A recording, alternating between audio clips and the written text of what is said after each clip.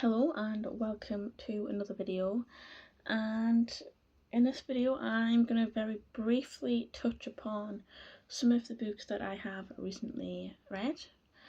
And the first one I'm going to talk about is Heartstopper Volume 6. I bought this several weeks after it came out. It's the last one in the series and it was as good as the rest of them. I will not say much about it because there is a full series before this. So spoilers, I guess, but it was very good, and I read this in one sitting, as you do with these kinds of like graphic novels that are written. It's very easy to get through. I gave that 5 stars on Goodreads. I also read Boots and Cats by, I don't know who that's by, Hazel Gardner and Fred Blunt. This one was fun. I also listened to the audiobook that is on the back, and that was really fun. So it's like that, it literally took 30 seconds for us to read this. I got this for free through work, so I took advantage of an easy read for me and my child to get through. But it's very cute, very sweet. Recommend for the younger readers, of course. I also have recently just finished I Think I'm in Love with an Alien by Anne Aguirre, and I gave this 2.5 stars. I ended up growing bored of it about halfway through. I also preferred the alien versus the human perspective in this.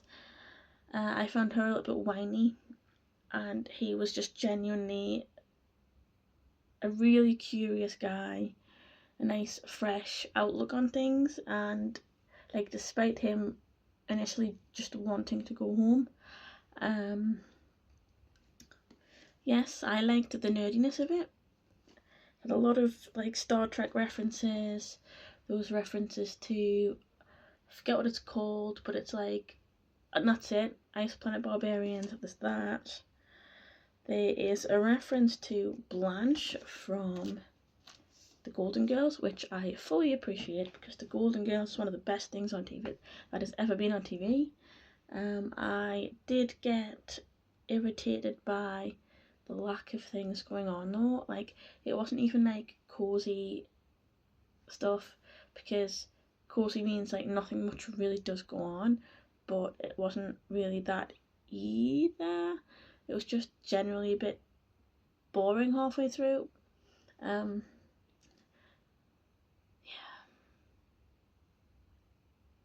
So 2.5 stars.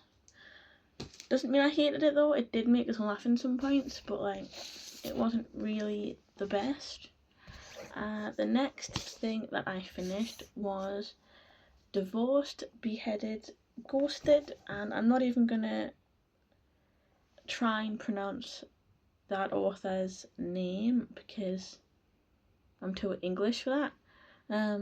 That is something that I don't know how to actually say. But it was really funny, really silly, very quick to get through. It took us like 40 minutes, and it's basically like dating advice and things from the wives of like Henry VIII, and then like agony aunts through the book, and it's just hilarious. Basically a perspective of these people, but if it was a modern day thing, and it's utterly hilarious. Thoroughly enjoyed it. Give it 5 stars just out of pure silliness. And speaking of silliness, I also read Loki, A Bad God's Guide to Chasing Chaos by Louise Stowell. I have read the previous books in this series from the very beginning and do intend to complete the series once it's done, like as they come out. Always a little bit of silliness. Can't really get enough of the mischief that goes on in the books. This one, I still give it 5 stars, but it wasn't my favourite one out of all of them so far. I can't quite pinpoint why this one wasn't my favourite so far. But I still did thoroughly enjoy it nonetheless. It's a lot of silliness, very much similarly laid out to Diary of a Wimpy Kid, but with gods. So I highly recommend for kids that like that kind of shit. Like, it's just chaos. And it's the best childish kind. And since I'm on the topic of children's books, I have a proof copy that I didn't pay for of The Ship's Cat written by Katie Scorer and illustrated by Hannah Graham. And Hannah Graham is a local artist in the northeast who likes to do tiny little postcard sized watercolour images of places she visits. She asks permission, of course, to paint people on little postcards and things, and she will give them to the people. And in this book, she has just done that, but in a book format. But yes, she is on the internet, of course, so you can find her online. You can see some of the things that she does. I am unsure if this is out yet, if I'm honest, because I would recommend it if it is. But honestly, just have a quick Google, see if you can find it. Good stuff. So the next thing that I have is Autumn by Kate Morse. This is only the second book that I've ever read by Kate Morse. The first one was called Labyrinth, and it was the first audiobook that I ever purchased from Audible, and I loved it.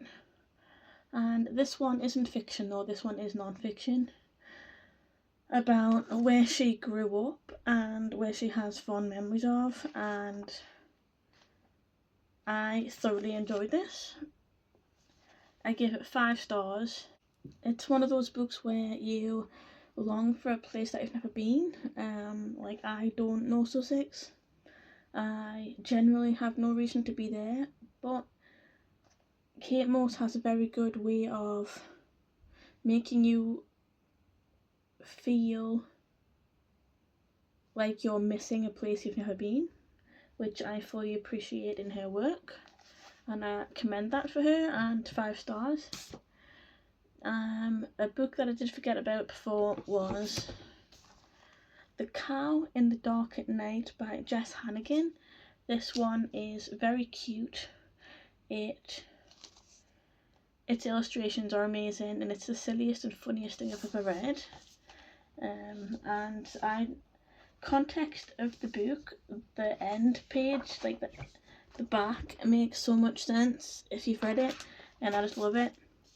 Instant 5 stars, despite it only being like a 30-second read, but I love it.